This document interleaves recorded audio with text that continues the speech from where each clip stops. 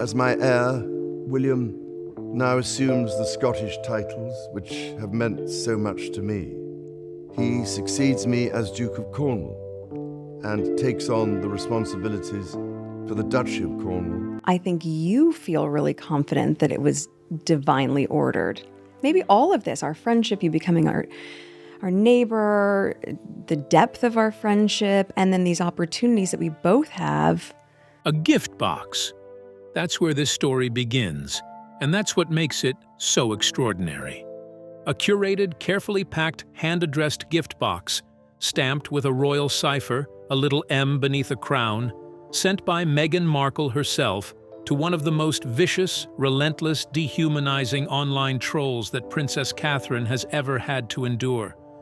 Not a like, not a comment, not an accidental follow. A deliberate, personalized care package, complete with tea, candles, and a handwritten note, sent directly to a man who has spent years dragging Catherine through the mud. A man who mocked her mid-cancer recovery. A man who looked at a magazine celebrating Catherine walking through muddy grass in heels and sneered that they'd reduced her to a bimbo. Now hold that image in your mind, because here is where it gets truly staggering. Just days before that package was delivered, Meghan stood at a podium at the World Health Organization in Geneva, her voice cracking with apparent emotion, pleading with the world to protect children from the bullying and predation of the online world. The same woman, days apart. The fallout was immediate, and it is still growing. Calls to strip her titles, questions about King Charles's silence, and an internet that has not calmed down since this broke.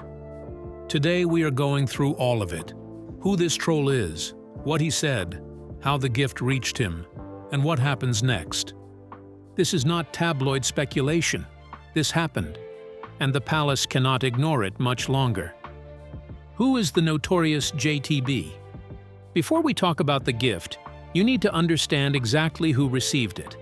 Because the moment you do, Meghan's actions become almost impossible to explain away. The account known online as JTB, we'll refer to him that way, is not your average disgruntled royal watcher.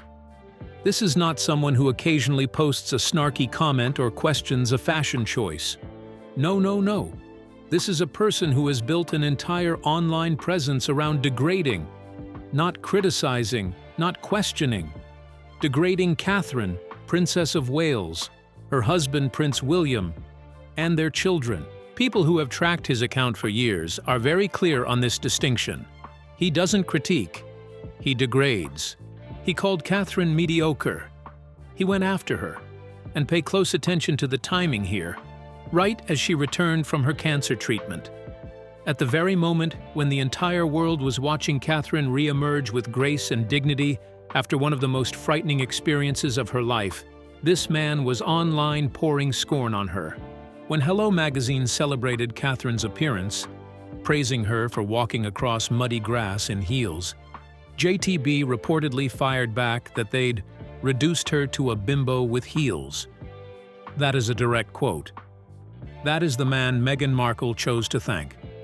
He also posted, and this came not long after Catherine had come back following her cancer battle, that being a future king and ending up with the uglier, less talented wife must be a gut punch. Let that language wash over you for a second. And now ask yourself, at what point does sending this man a personalized care package, sealed with your royal cipher, become anything other than an endorsement? I want to ask you in the comments, is there any version of events where you could see this as innocent? Because I genuinely want to know what you think. Because people have been tying themselves in knots trying to give Meghan the benefit of the doubt here, and most of them are coming up empty. The gift box itself. Now let's talk about what was actually in that box, because the contents matter almost as much as the recipient. Tea, candles, and a handwritten note, stamped with the royal cipher. That little M beneath a crown that Meghan continues to use despite stepping back from royal duties, and despite the ongoing debate about whether she should retain the trappings of royalty at all. Here's where it gets almost darkly comedic.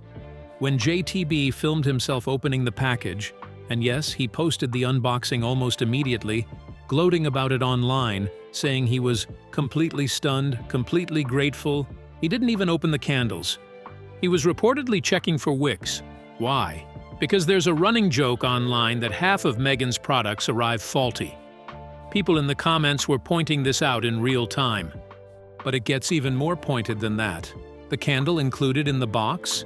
It was from the same product line that Meghan herself once called obnoxious on camera. Years before she launched her own lifestyle brand, Meghan sat in an interview and said, and I want you to hear this clearly, "There are no $100 candles on my site. That's so obnoxious." She said it herself, on camera. And then she mailed that exact type of product, as a gift, to a man who has spent years attacking the Princess of Wales. Someone online also flagged that matches were packed in straw inside the box, which critics pointed out is a shipping hazard you're not even supposed to send through the post. And the royal cipher. Let's not skip past that. Meghan stamped this care package with royal iconography, the same iconography that millions of people believe she and Harry should no longer be using, given that they walked away from royal duties and have spent years publicly attacking the institution. And she used it to thank a troll. The nickname that emerged within hours of this story breaking was almost inevitable. The internet landed on it fast, and it stuck. The Duchess of Hypocrisy, the Geneva speech, and the stunning contradiction. Now here is where the story shifts from merely scandalous to genuinely staggering. Just days before news of the care package broke, Meghan Markle was standing at a podium at the World Health Organization in Geneva. She was there to give a speech about online safety, about protecting children from the dangers of the digital world. Her voice, by multiple accounts, cracked with emotion as she delivered her message. She said, "Be intentional in every moment that you like, that you comment, that you post, that you share." She said, "We want our children to be safe." She looked into those cameras and she said, "Let our children look back at this moment and feel proud of us." Days later, she sent a gift to a man who bullies a mother of 3.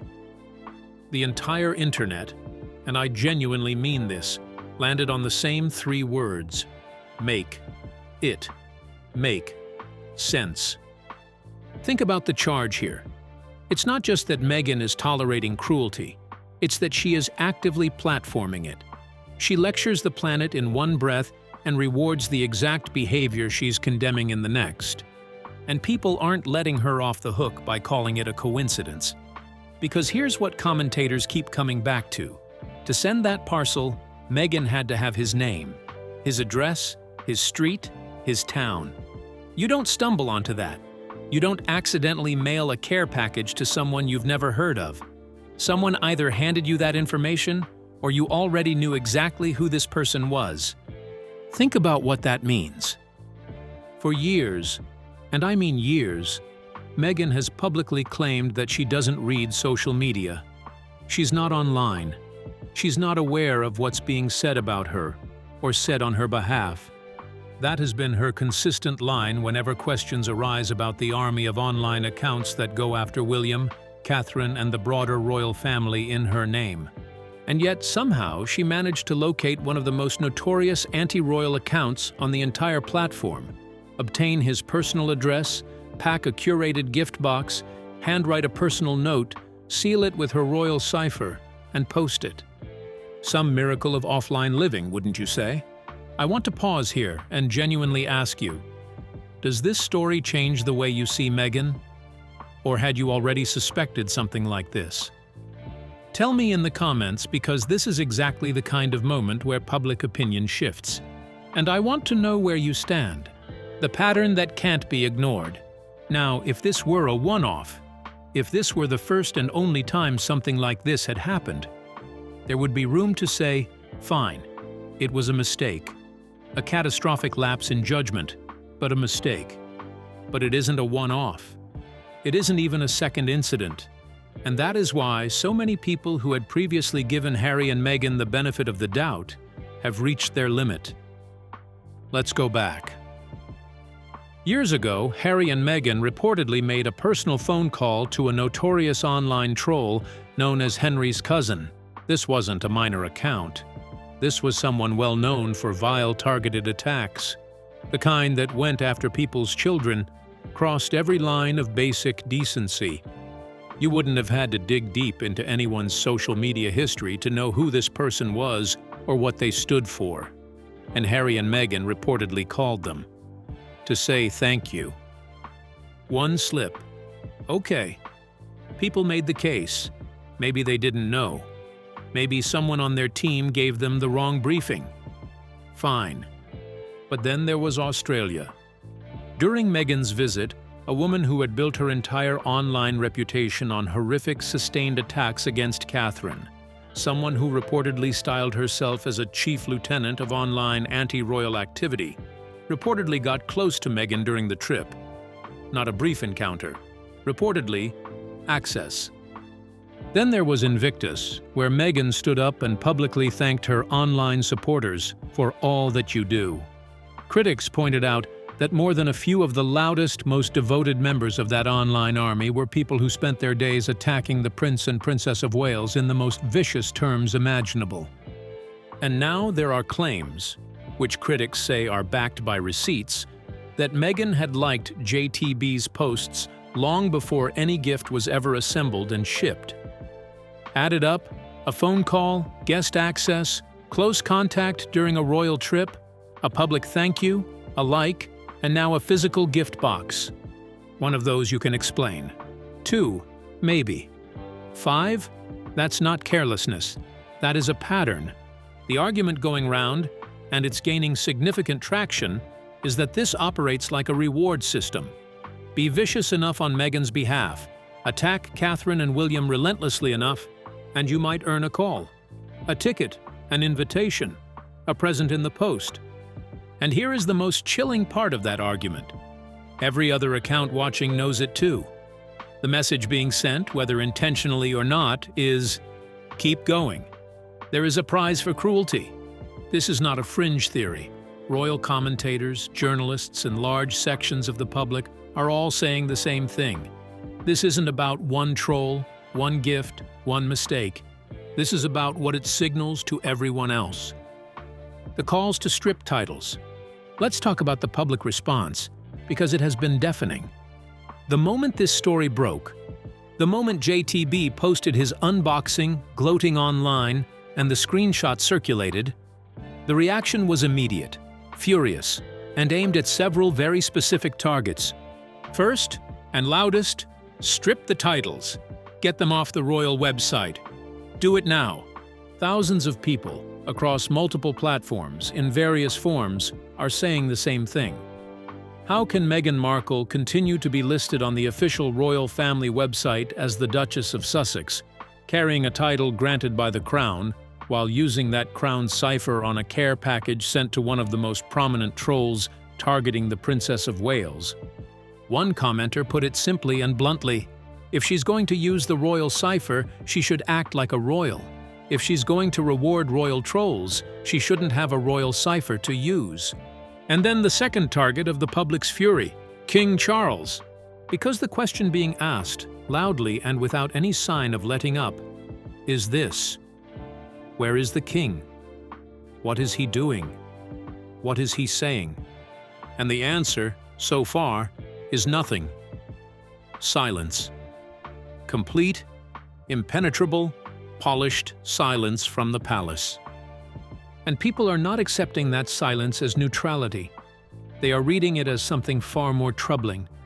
One viewer wrote that if Charles knows about this and does nothing, he is complicit. Another called the prospect of welcoming Meghan back into any royal fold nothing short of monarch suicide. Now, to be fair, there is a version of this where the palace's silence is simply about not escalating, about not giving the story more oxygen, about letting it burn itself out, rather than pouring petrol on it with an official response.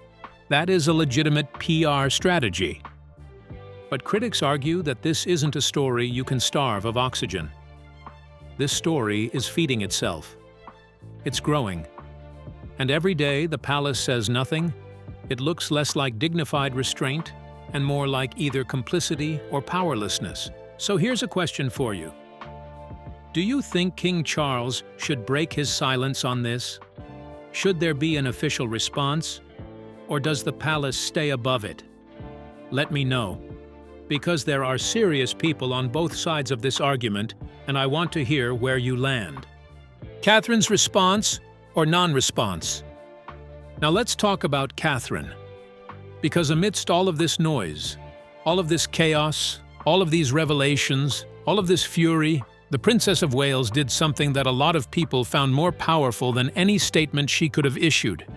She said absolutely nothing, and she was magnificent.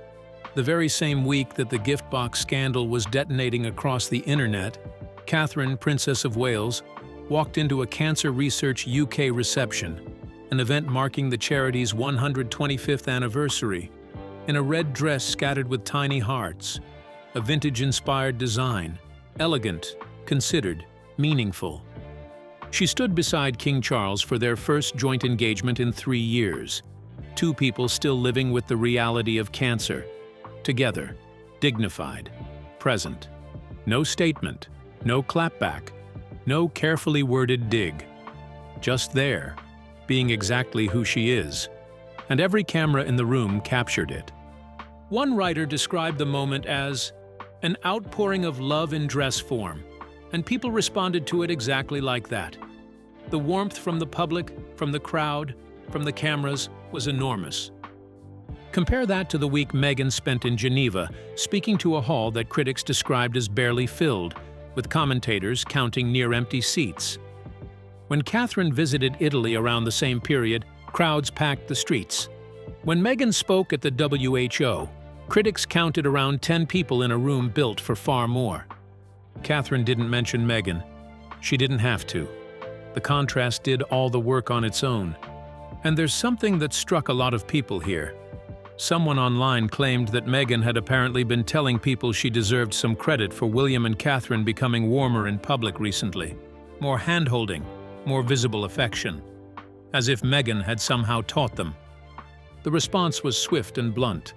Catherine makes her own choices. She has always set her own tone. She was respecting the wishes of the late Queen, and now she moves forward on her own terms. No lessons required. From anyone. Where is Meghan? The curious case of the missing Duchess. Here's something that has people genuinely puzzled. While this scandal is unfolding, while her name is at the center of the biggest royal story of the moment, where is Meghan?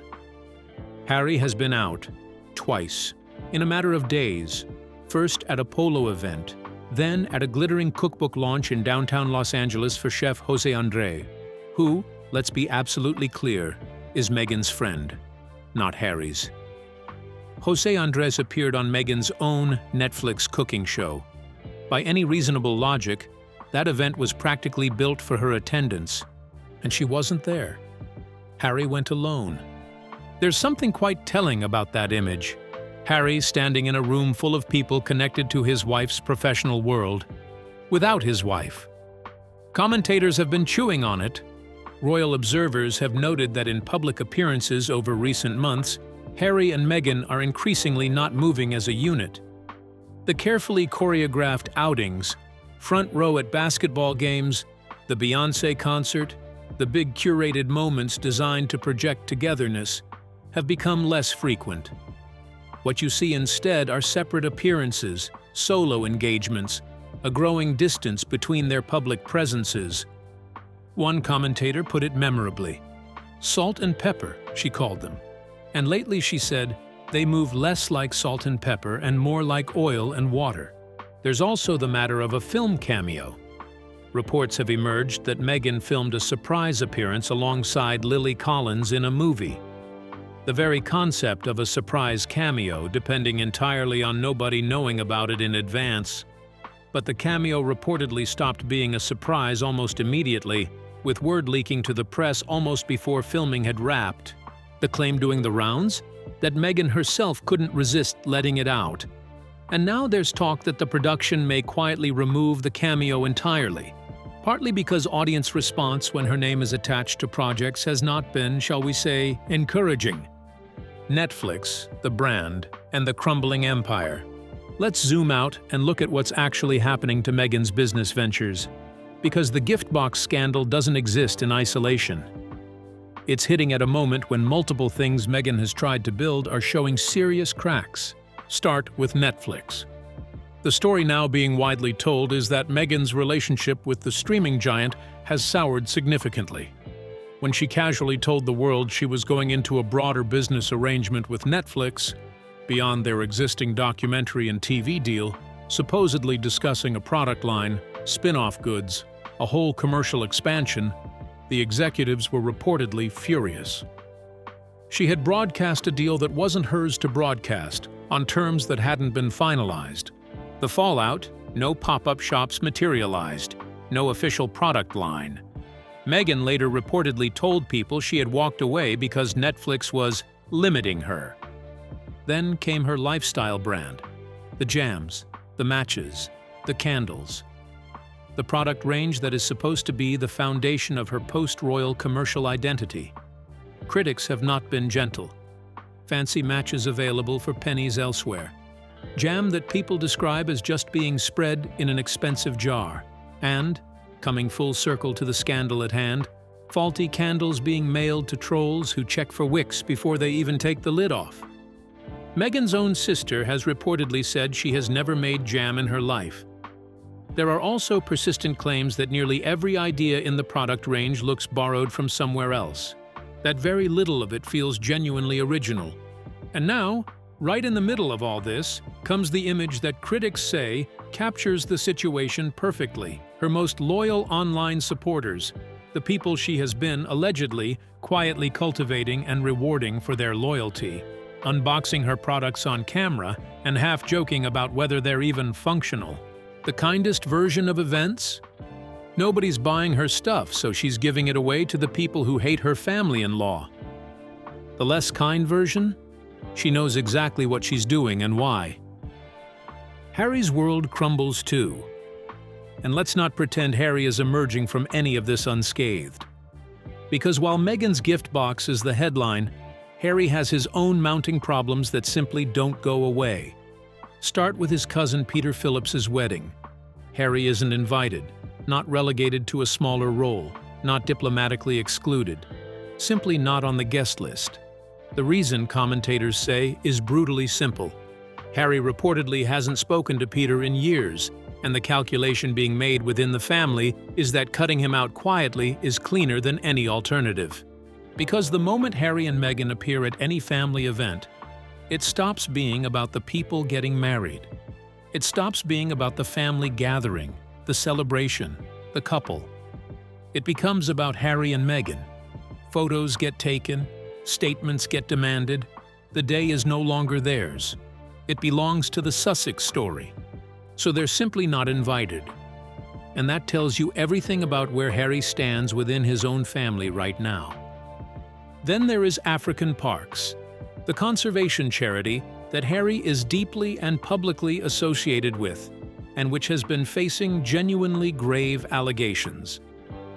The Baka people, indigenous forest communities, have reportedly been subject to abuse by rangers operating under the charity's management.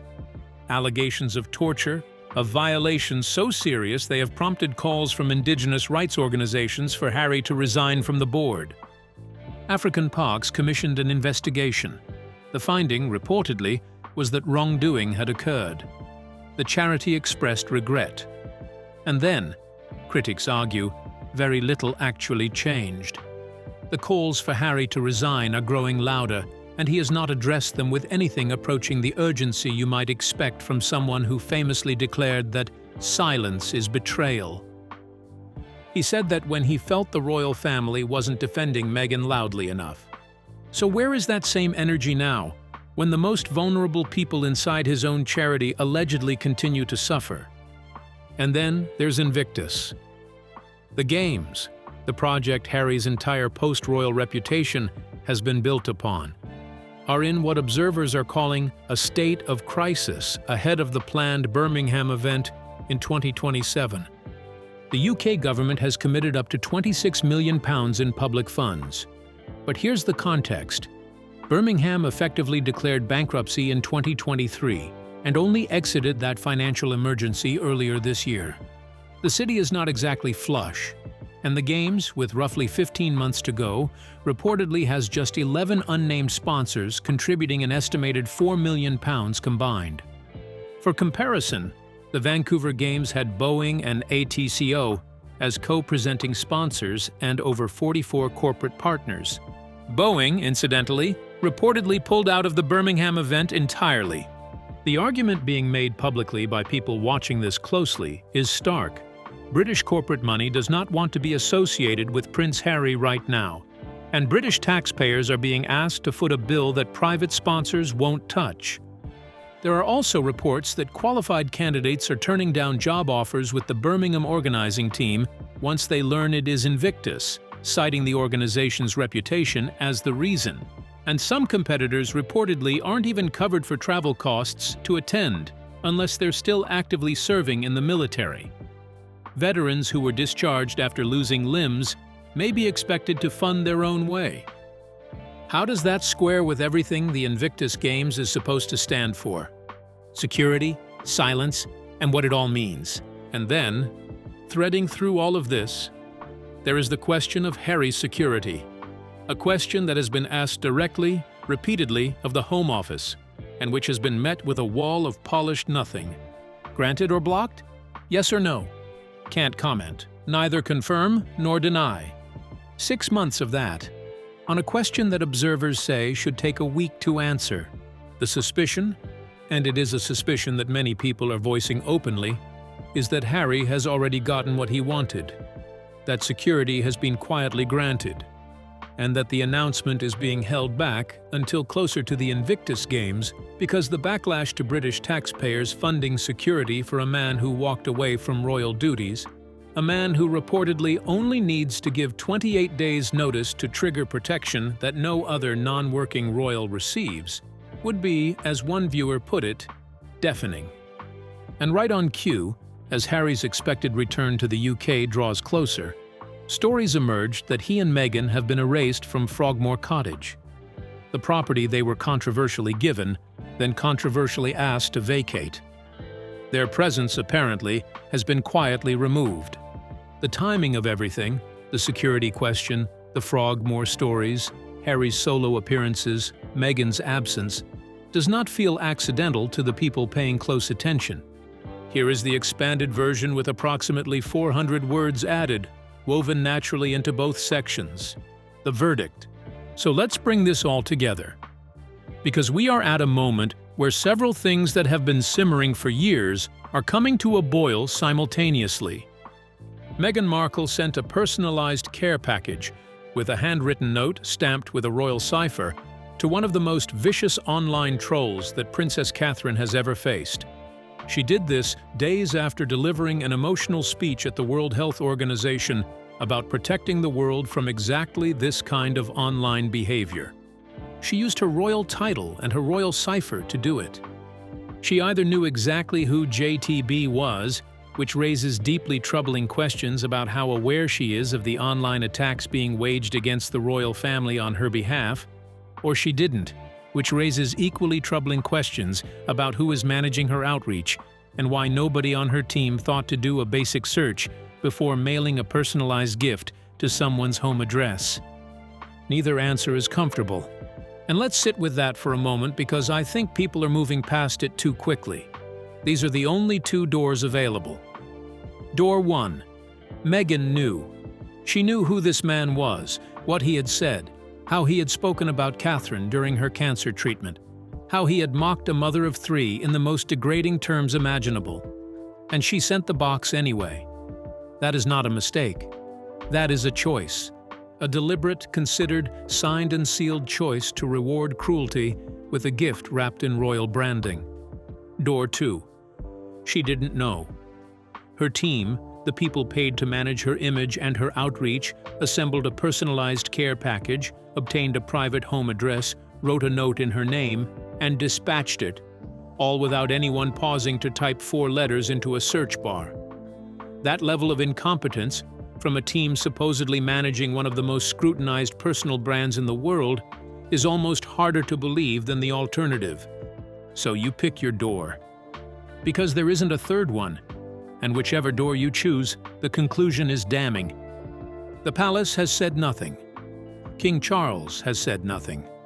And the calls, not just from fringe accounts, but from large sections of the mainstream royal watching public, to strip the Sussex titles, to remove them from the royal website, to have them formally and publicly separated from any trappings of the crown they walked away from, are getting louder by the day. What makes the palace's silence particularly difficult to defend at this point is the precedent it sets. Because every day that passes without a response is a day the institution implicitly tolerates, having its royal cipher used as a seal of approval on a gift to someone who has spent years attacking the future queen. At what point does silence stop being dignified restraint and start being something else entirely? That is a question the palace needs to answer, even if the answer is delivered quietly, behind closed doors, through channels the public never sees. Catherine, meanwhile, put on a red dress scattered with hearts, stood beside her father-in-law, the king, at a cancer charity event, and said nothing. And somehow, in that silence, she said everything. There is a reason people keep gravitating back to Catherine in this story. And it isn't just sympathy for what she has endured. It is something deeper than that. It is the recognition that she has never once lowered herself. Not during the hardest months of her cancer treatment, not when she was being dragged online by accounts that should never have had any proximity to anyone in that family, and not now. She simply continues. She shows up. She does the work. She wears the dress with the hearts and stands beside the king and reminds everyone watching what it actually looks like to carry yourself with grace under pressure. One woman preaches kindness and mails gifts to bullies. Another says nothing and wins the room. That is the state of play. Before you go, I have a question I genuinely want your answer to in the comments. Do you think King Charles should formally address this? Should there be an official palace response to Meghan's care package? Or does the institution protect its dignity by staying silent? And do you think, honestly, that Meghan knew exactly who JTB was when she sent that box? Or is it remotely possible this was a catastrophic failure of research by her team? Because where you land on those two questions says a lot about how you see the whole Sussex story from the beginning. If you've been watching this channel for a while, you know we try to give every story the full picture. We're not here to pile on without cause, but we are also not going to look away from something this significant and this revealing just because it's uncomfortable.